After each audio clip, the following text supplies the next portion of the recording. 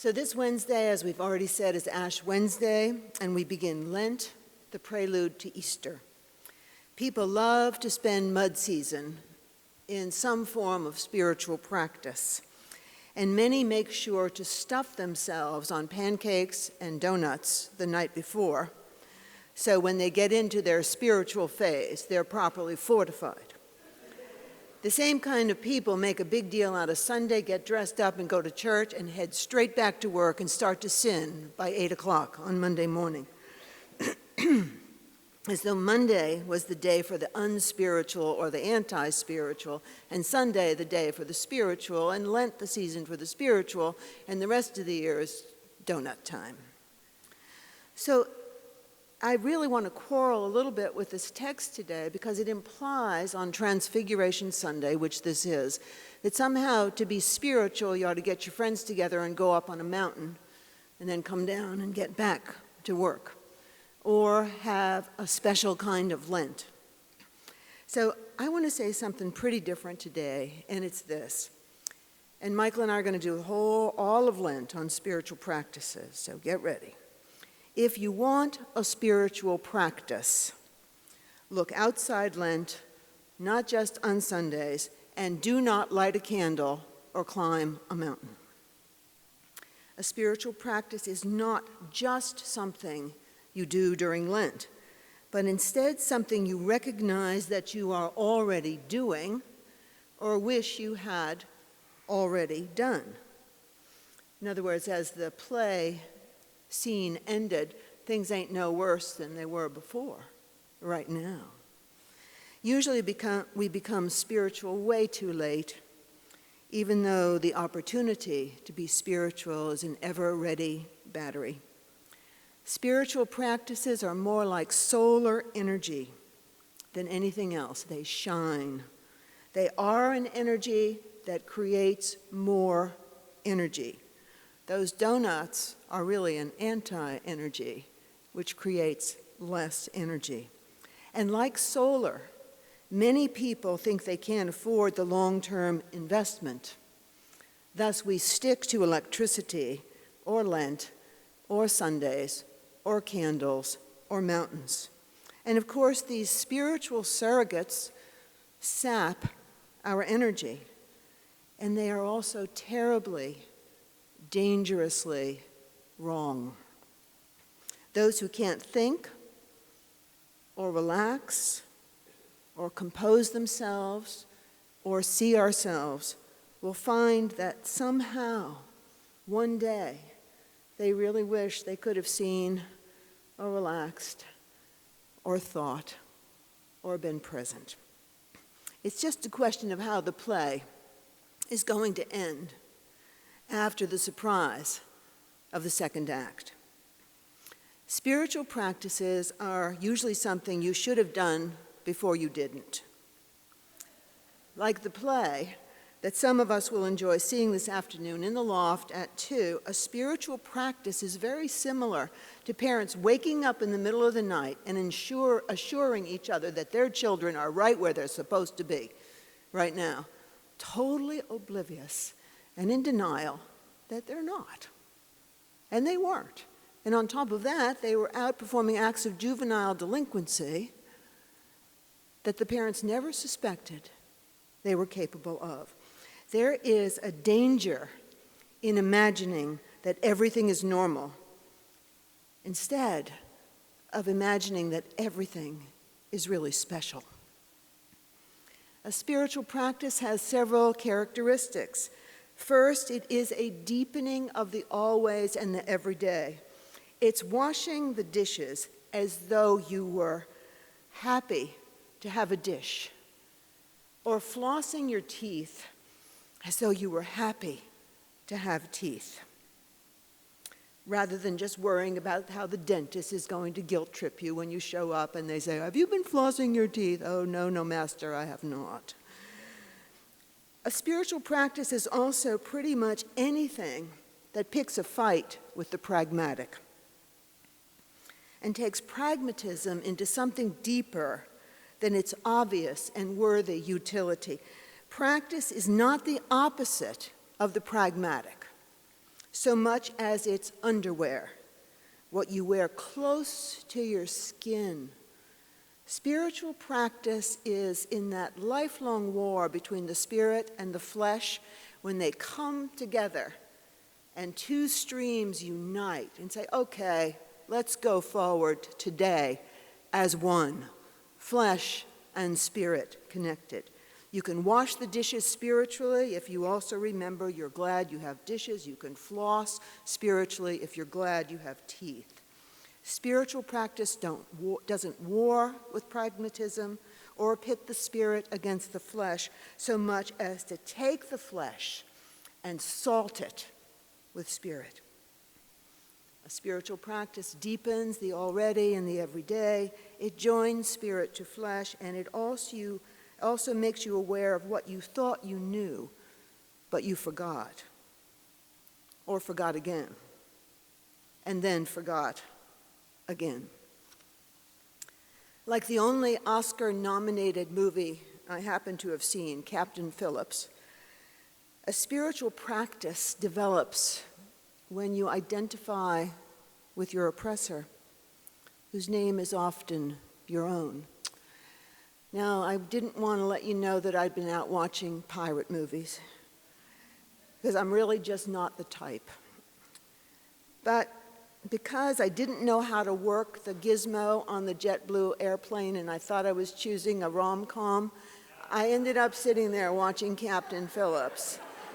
And so now I have two things to tell you. First, the mistake with the technology, and secondly, Captain Phillips. But when the first world captain meets the eyes of the Somali pirate who has taken over his ship, you realize, oh my God, something spiritual is happening.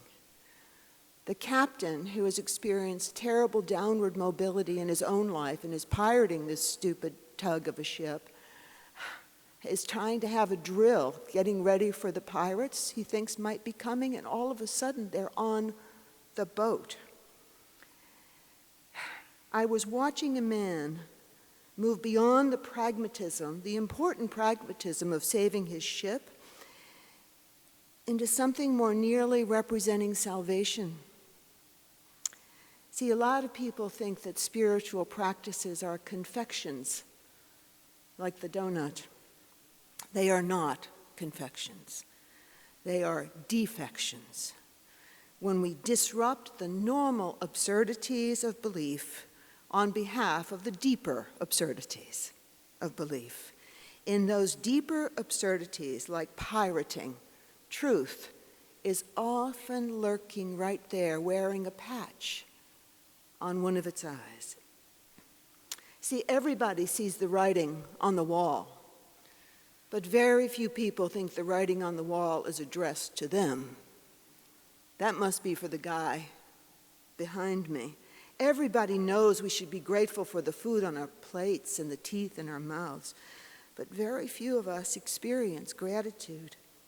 Spiritual practices train and trick and prod our habitual unconsciousness into a kind of consciousness. The word duh comes to mind. Last week at a Metropolitan Community Church in Florida, I took communion for probably the umpteenth time of my life. I tried to count up, but then the math was just too hard. And I said, wow, here I am receiving communion again. And I have received it before from the hands of Roman Catholic nuns, which has always moved me tremendously. And this did too. But I've never heard the words of institution said this way. Jesus sat at the table with his disciples, and after the meal was over, he gathered the crumbs of bread left at the table and blessed the crumbs and gave the crumbs to the disciples, saying, "Remember me." A spiritual practice picks up the fragments, the crumbs, and blesses them. A spiritual practice stops complaining about having to administer your own life and takes the management of everyday life into sacramental territory. Says, thank you. I have something to manage. I have email to answer. I have work to do. I have an infrastructure to build. There are times for me, and I'm sure for you too, when if I have to answer one more email, I'll chop off one of my fingers and/or the computer typewriter.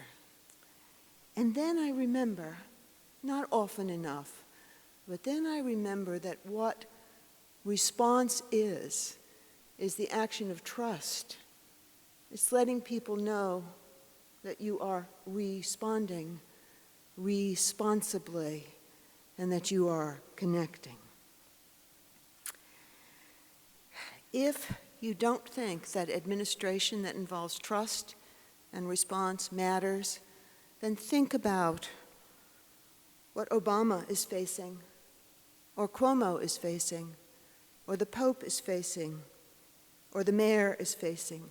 How much time are they spending rebuilding people's capacity to believe them? Or listen to those city workers from Detroit. They are being asked to give up 35% of their pensions right now, and they are angry. What, said one of them this morning on the news, what's going on here? Was there something we could have done before now? Who made this mistake, and how did I participate in it? What happened to me? Or are we really out of money?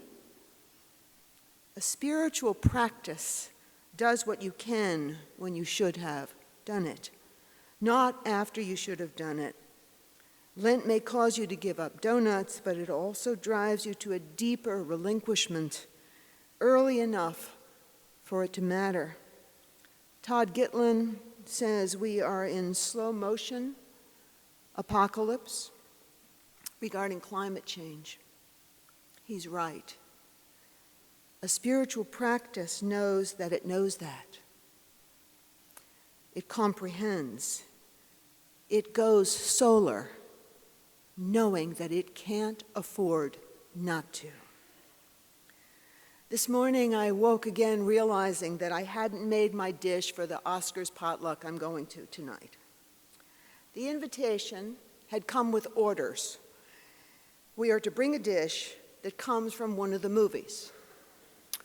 And I already told you I had a problem with not having seen but one of the movies.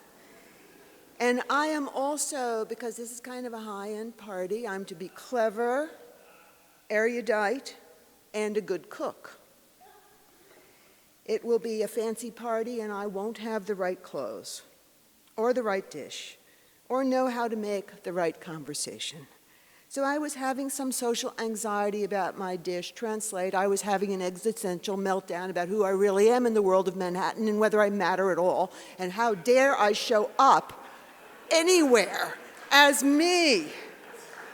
What if they find out all the movies I haven't seen? What if they find out what I don't know about JetBlue and how to work the TV thing on the airplane? So I was letting the dish carry my anxiety. So I just started throwing something at a pot. And all of a sudden I realized I was really having fun. I did have some red pepper flakes left over as a favor from a last high-end party I'd gone to. I did have some leftover vegetable broth. There were those dappled beans that had been sitting in that glass jar for an awfully long time. And yes, we have venison in our freezer.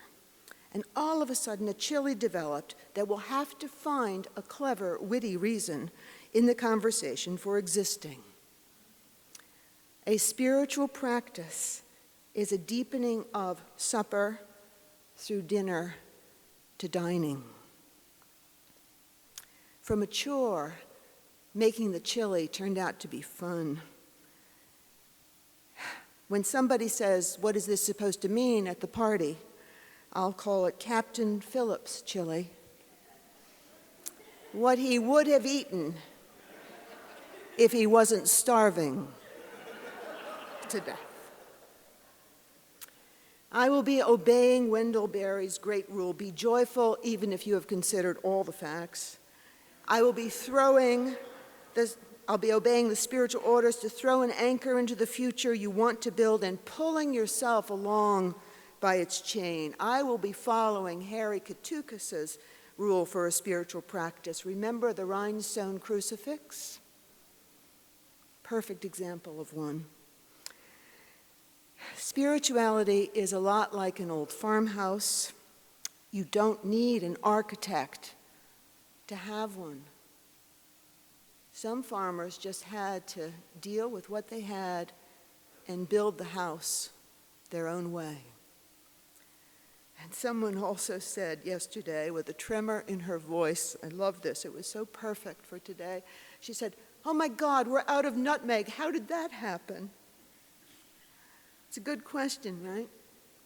How did those kids set fire to that hill? When we thought they were home in bed, how could my ship have been captured by pirates? How could my pension disappear? These questions come to those of us who practice being spiritual. They're pragmatic questions and they are spiritual questions.